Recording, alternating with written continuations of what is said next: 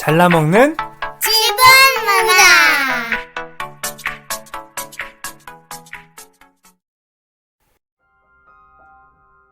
안녕하세요. 잘라먹는 7분 문학의 시뮬리에 뇌아풍입니다. 오늘의 시 윤동주의 십자가를 함께 상상해 보겠습니다. 우선 여러분이 시를 음미하며 충분히 상상해 보시죠.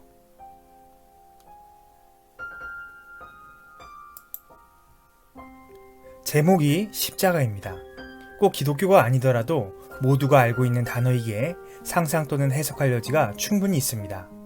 십자가를 진다라는 말을 쓰지 않습니까? 남을 위해 희생한다는 뜻이죠. 조금 더 구체적인 상상을 위해서 더 깊은 기독교적인 해석도 곁들입니다. 죄 없는 예수가 죄인으로 몰려서 십자가를 지는 죽음을 받아들이고 고통받다 죽었습니다. 온 인류를 구하기 위한 일이었죠. 십자가형이 굉장히 잔인하고 고통스러운 형벌이었다고 합니다. 그런 것을 생각해 볼 때 십자가는 고통스럽지만 숭고한 희생을 뜻하게 되죠. 이러한 이야기와 이미지를 가지고 시를 상상해 보도록 하죠.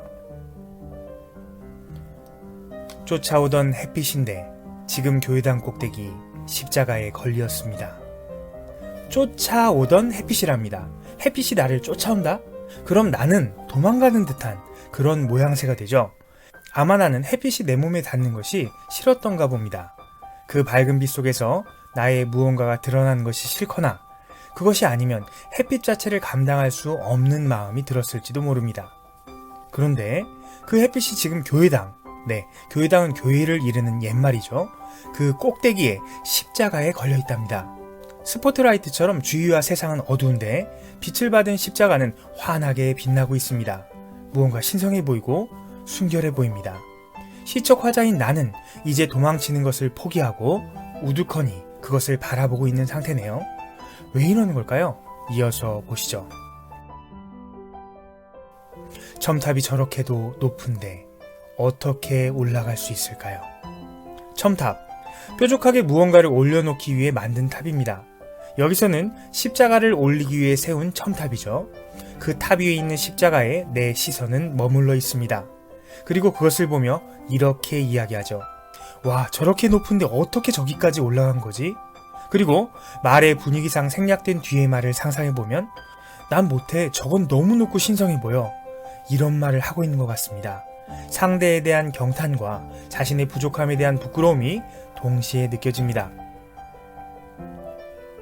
종소리도 들려오지 않는데 휘바람이나 불며 서성거리다가 종소리도 들려오지 않습니다. 아마 종소리가 들린다면 십자가가 있는 첨탑에서 울려 퍼지겠죠. 그러니까 그 십자가와 나는 무언가 소리조차도 연결되어 있지 않은 것입니다. 그런데 나는 그 주위를 못 떠나고 휘바람을 불면서 서성거립니다. 물론 허무하고 별 쓸데없는 기다림의 행위이지만 자리를 뜨지 못하는 마음 한켠에는 십자가에 대한 동경이 있지 않을까 그런 생각이 듭니다. 그렇지 않다면 나를 부르지도 않는 십자가, 나와 연결점이 없는 그것 주위를 서성일 이유가 없죠. 괴로웠던 사나이, 행복한 예수 그리스도에게 처럼 십자가가 허락된다면, 그리고 그러한 중에 예수 그리스도를 생각합니다. 괴로웠던 사나이이면서 행복했답니다. 역설적 표현이라는 표현법에 대한 설명은 굳이 안 하겠습니다. 다만 괴로움과 행복함, 이 둘이 상충되거든요. 괴로운데 행복하다? 이게 가능할까요? 예수 그리스도의 삶을 생각해보면 또 말이 됩니다. 십자가에 박히면서 너무 외롭고 괴롭고 아팠지만 그것은 인류를 위한 사랑의 행위였죠. 사랑의 행위. 내가 이렇게 아프지만 내 아픔으로 너희를 살릴 수 있다면 나는 행복해. 그런 이야기를 십자가에서 또 예수 그리스도에게서 찾을 수 있다면 어떻습니까? 괴롭지만 행복한 것이 말이 되죠. 그리고 행복한 예수 그리스도에게 하고서 행을 바꿔서 처럼만 한 행에 썼습니다. 천천히 음미하면서 깊게 읽게 됩니다. 어렵게 각오하고 말을 이어나가는 것 같지 않나요? 그리고 십자가가 허락된다면 누구에게 허락되는 것일까요? 나에게 허락된다면 하고 가정하고 있습니다. 그 다음 면을 보시죠. 모가지를 들이우고 꽃처럼 피어나는 피를 어두워가는 하늘 밑에 조용히 흘리겠습니다. 모가지, 동물에게 쓰는 표현이죠. 시의 분위기로 볼 때 속된 욕 같은 표현은 절대 아닌 것 같고요.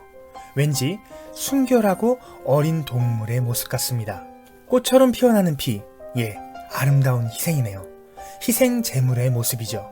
그것을 어디서 흘리냐면 어두워가는 하늘 밑에서 흘린답니다. 어두운 하늘이라고 해도 되는데 어두워가는 이라고 쓴 것도 의미심장해 보입니다. 아마도 지금 시적 화자가 생각하는 주위 상황이 어두워져 가는, 그러니까 더욱 힘겨워지고 있는 상황인가 봅니다. 그 상황 속에서 피를 조용히 생색내지 않고 그저 담담하게 그러한 고통과 희생을 받아들이겠다고 결단하면서 시가 끝나고 있습니다. 자, 시를 다시 봅니다.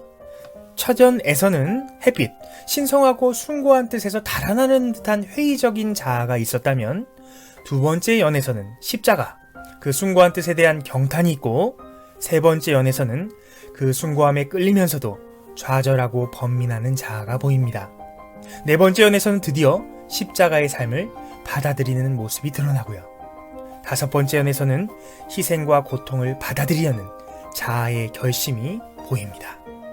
길지 않은 시이지만 그 안에서 번민하고 부정하고 고민하다가 결심하고 받아들이고 그렇게 새롭게 태어나는 한 사람이 보입니다. 이렇게 짧은 내용 안에서도 한 인간의 번민과 성숙의 과정을 보여줄 수 있다는 것이 시가 가진 매력이겠죠.